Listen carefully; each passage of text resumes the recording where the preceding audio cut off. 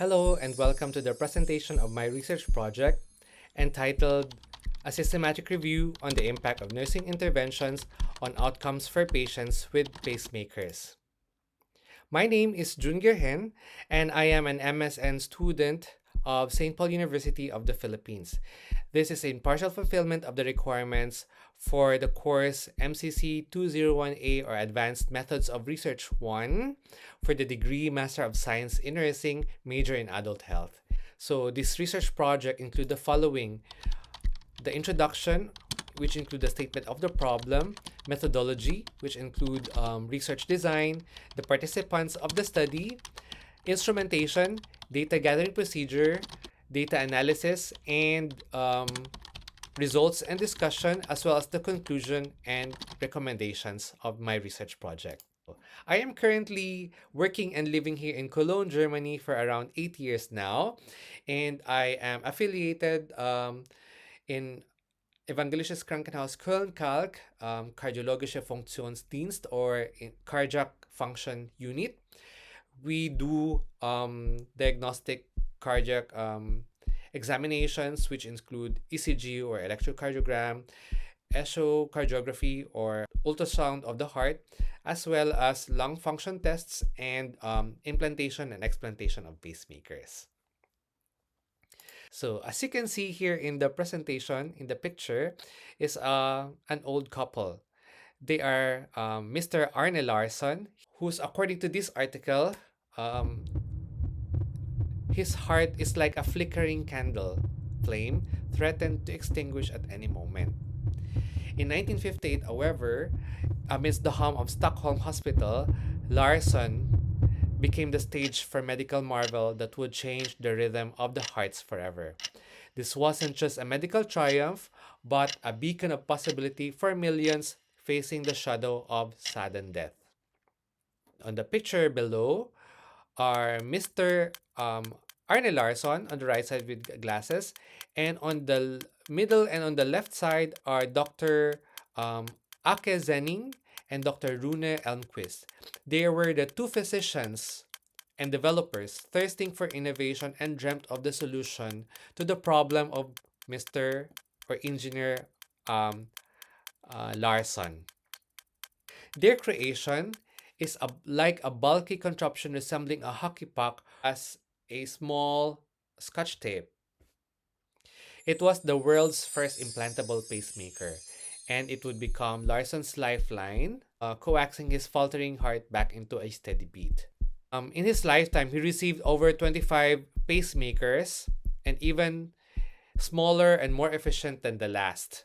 And he even outlived Dr. Zenning, and the device gave him more decades to love, laugh, and even create, a testament to the unwavering human spirit and boundless possibilities of medical science. Of course, during that time, it was a race against time because it was Larsson's condition was very critical, and his wife Ingeborg Larsson pleaded the doctors to do anything what they can, and even do untested device just to prolong his life and save his life. And this urgency, of course, pushed the development of the first implanted pacemaker. And even the first implanted pacemaker lasted for only a few hours, but it was also already a good start. And of course, lastly, it's a legacy of hope. As Larsson's story is a testament to the power of medical innovation and human resilience, his pacemaker paved way for millions to live longer and healthier lives up to this day. In the next slide, you can see an overview of the history of cardiac pacing. The development of pacemaker already started in the 1920s and 1930s in the USA. And in the early 1950s, as you can see in the first picture, was already the first pacemaker device. It was, of course, very big, and the patient has to carry it. And over time, it has developed smaller and smaller until the year 2016. There's also the development of leadless pacemaker, which means there are no more leads or there are no more wires. And in the future, we are expecting a battery-less device.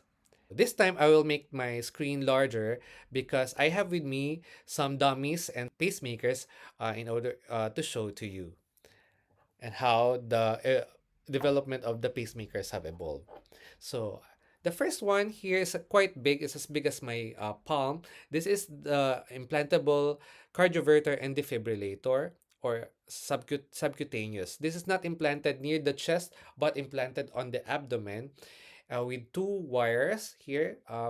This is not the typical pacemaker implantation because it's just over the um, the bone on the chest and not inside the vein. This is intended for patients who had pacemakers or defibrillators but had a history of infections. That's why they need to have this pacemaker and defibrillator. And this is quite big because it needs more battery.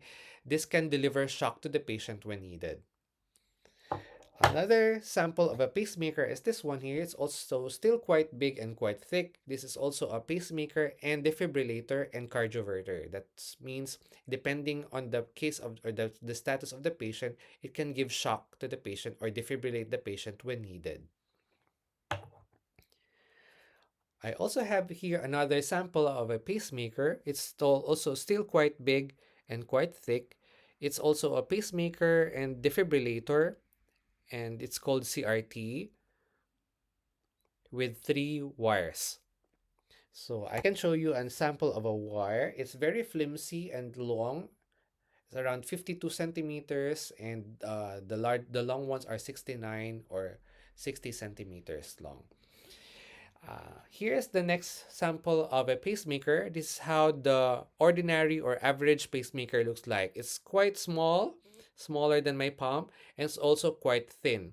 It could be one or two lead pacemakers. So this is usually implanted here, and this is put under the collarbone usually, and this is implanted through the veins going to the heart, to the ventricle or to the atrium, to the chambers of the heart.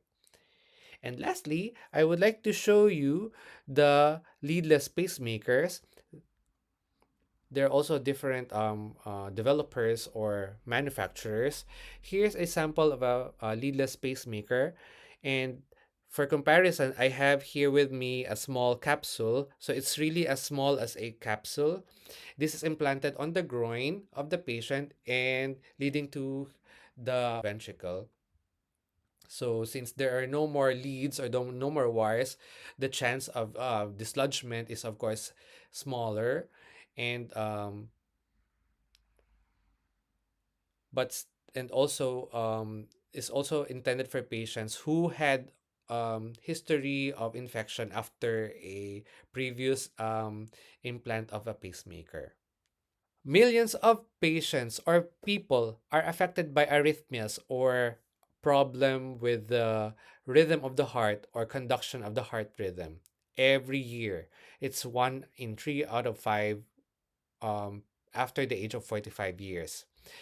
Pacemaker implantation or operation is a standard treatment for certain arrhythmias and conduction disorders.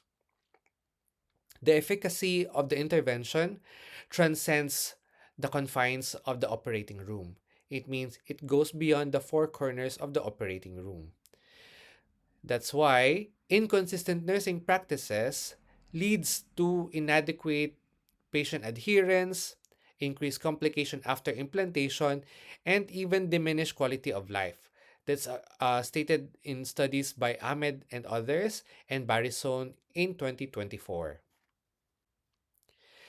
Also, a standardized framework for nursing care protocols, specially tailored for pacemaker patients, is absent, resulting in discrepancies in patient education, monitoring psychosocial support across various healthcare institutions, as explained by Dimitriadou and others in a 2024 study.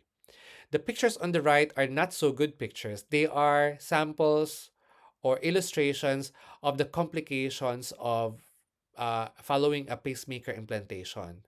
Following the key points that I mentioned earlier, I was able to develop or formulate the following statements of the problem.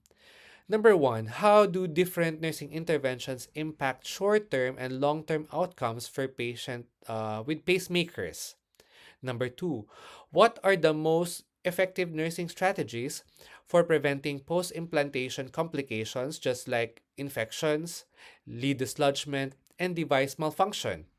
And number three, how does psychosocial support influence the mental and emotional health and well being of pacemaker patients?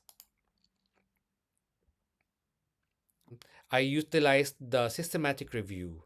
Systematic review employed a rigorous and structured methodology to synthesize evidence regarding the impact of nursing interventions on patient outcomes following pacemaker implantation.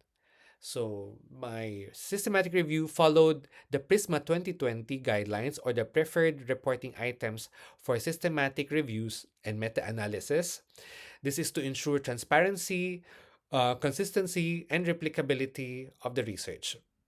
By analyzing the existing research, this study aims to identify the optimal practices in order to enhance patient safety, reduce post implantation complications, as well as improve overall quality of life for the patients. Since I am doing a systematic review, there are no direct involvement of participants. They were not applicable. However, I made some inclusion and exclusion criteria, including for the inclusion, uh, studies that include adult patients who are 18 years old and above, patients who are or who have undergone pacemaker implantation, and patients receiving nursing care interventions either in hospital settings, outpatient, or home healthcare settings, and studies that evaluated the impact of nursing interventions on postoperative recovery, mental health, as well as long-term care adherence within the last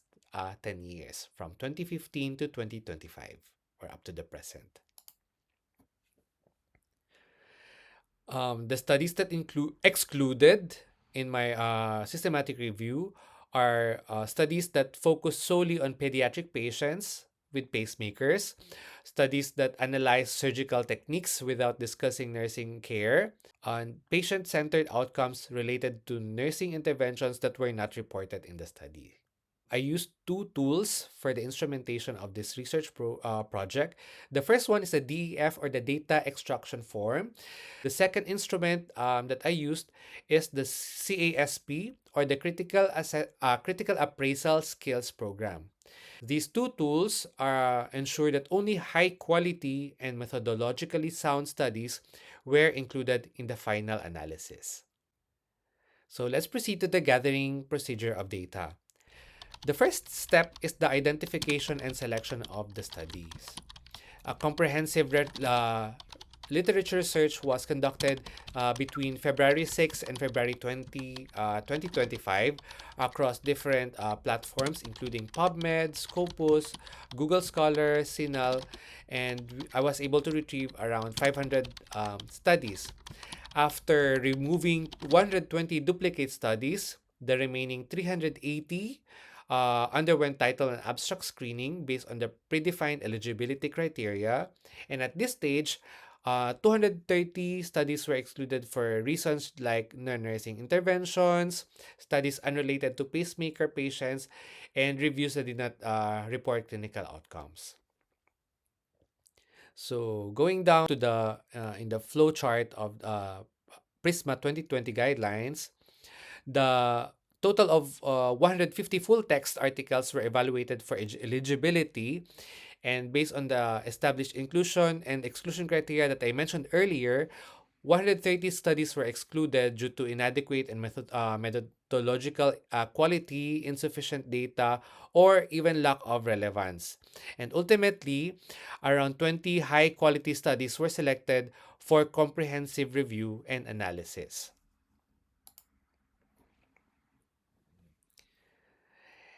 Then I proceeded to DEF, or Data Extraction Form, which has been meticulously designed to ensure structured and consistent data collection from the selected 20 studies. No?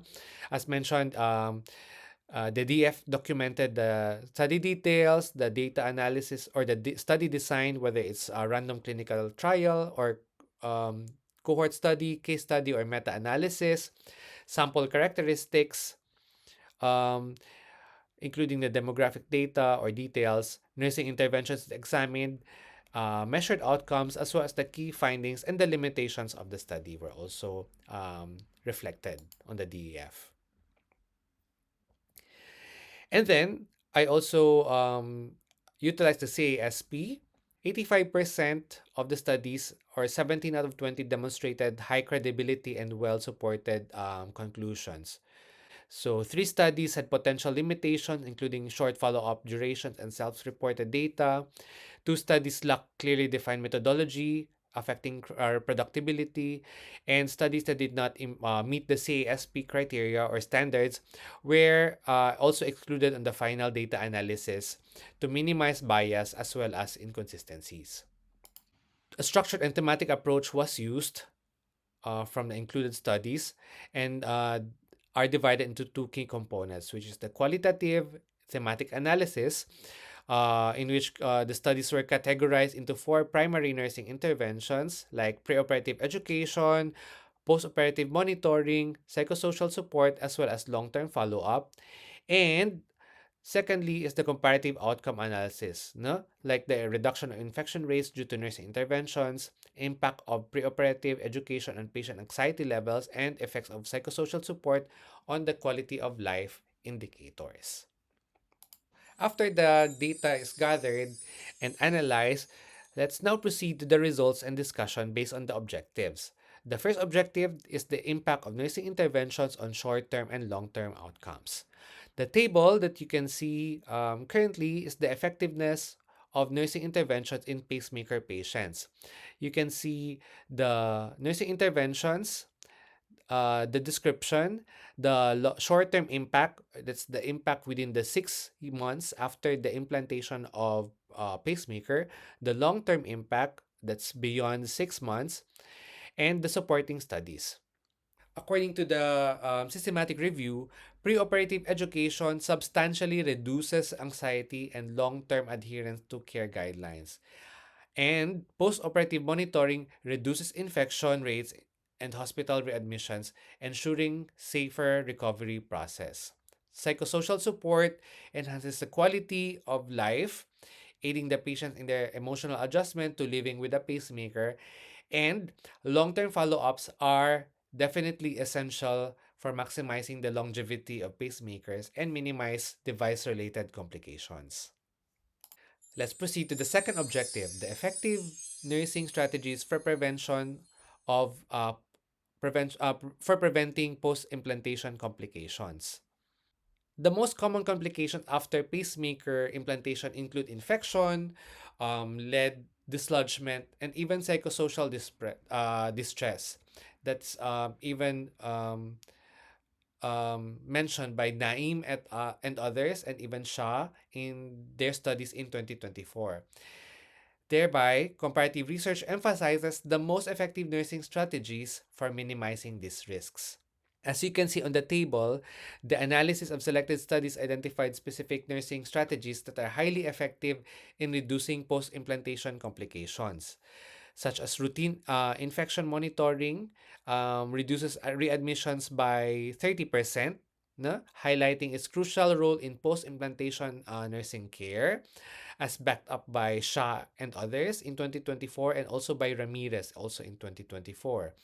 And educating patients about restricted arm movement during the first 6 weeks after implantation has resulted in 20% decrease in lead dislodgement cases. And lastly, remote monitoring of pacemaker function is being adopted and shows significant potential in reducing emergency visits by enabling early detection and pacemaker malfunctions. That's backed up by studies by Garcia and Carter in 2023. Just to clarify further, this remote monitoring of pacemaker functions, there are already some system or manufacturers who are developing pacemaker with some health home monitoring machines, which the patient can take home with them, and in case they feel anything or they want the regular checkups, they don't need to go to the health facility. Instead, they just have the machine or the device put on their above their pacemakers, and the data will be transmitted from home direct to their healthcare provider. And from there, the healthcare provider will be able to assess and check the pacemaker function. And lastly is the third objective, the influence of psychosocial support on patient well-being. Pacemaker brings significant psychological and even emotional challenges like anxiety, concerns about device malfunction, and even fear about long-term adaptation. What is life after pacemaker implantation? The systematic review's findings highlight the critical role of organized psychosocial interventions in improving patient well being, increasing treatment satisfaction, and encouraging ongoing adherence to care protocols.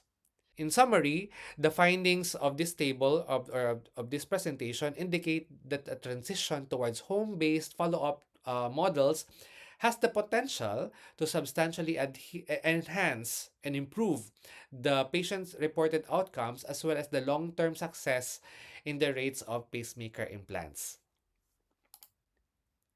Therefore, we can say that preoperative education is fundamental in preparing patients for pacemaker implantation. Postoperative monitoring is a frontline defense against complication. Psychosocial support enhances significantly the emotional well being and patient satisfaction. And lastly, long term follow up is vital in pacemaker longevity and sustained health outcomes. So let's proceed to the recommendations. For healthcare institutions, this study recommends the development of standardized evidence based nursing guidelines for pacemaker patient care, like establishing clinical protocols, implement regular updates, and encourage interdisciplinary collaboration between cardiologists, nurses, and even mental health specialists to provide comprehensive care. So, taking care of pacemaker patients is collaborative. The study also recommends nurse training programs with specialized education on pacemaker management. It includes hands on training and strengthened infection control education and incorporating mental health training for nurses in order to equip them with skills addressing anxiety, depression, and psychosocial concerns following pacemaker implants for patients. And lastly, to support integration of remote pacemaker monitoring programs. For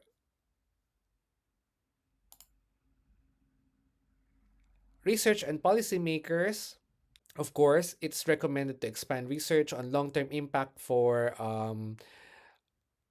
nursing interventions on pacemaker outcomes, to investigate in psychosocial impact of living with pacemaker and real time pacemaker monitoring, telemedicine, and advocating in healthcare policies that promote preventive nursing care for pacemaker patients. This includes recommending government-backed initiatives to fund nursing research, remote monitoring programs, or psychosocial support services. And lastly, to support policies that improve access to affordable cardiac care, ensuring that patients from all socioeconomic backgrounds receive optimal nursing support. I would like to acknowledge the following: the MCC 201A course instructor, Dr. Pilar Acorda, as well as my classmates, for the very interesting course, despite time differences as we are all from the different parts of the globe, but still we were able to have a fruitful discussions every now and then. I also would like to thank the Evangelisches Krankenhaus Köln Kardiologische Funktionsabteilung for assisting me and supporting me in whatever they can in order to present to you the best that I could in my presentation and in my research program. I also would like to thank my family and friends and my partner Heiko for the support. And of course, SPUP. I would like to thank the university for giving us the opportunity to have this distance education with my MSN program. And I also would like to acknowledge that the use of natural language processing like Google, Gemini, OpenAI, and also Grammarly in order to enhance my studies. A pacemaker may keep the heart's rhythm, but care, compassion, and determination to persevere truly sustain its beating. So, with that, I would like to thank you for your time and for your attention with this research project presentation. So, have a good day and God bless us.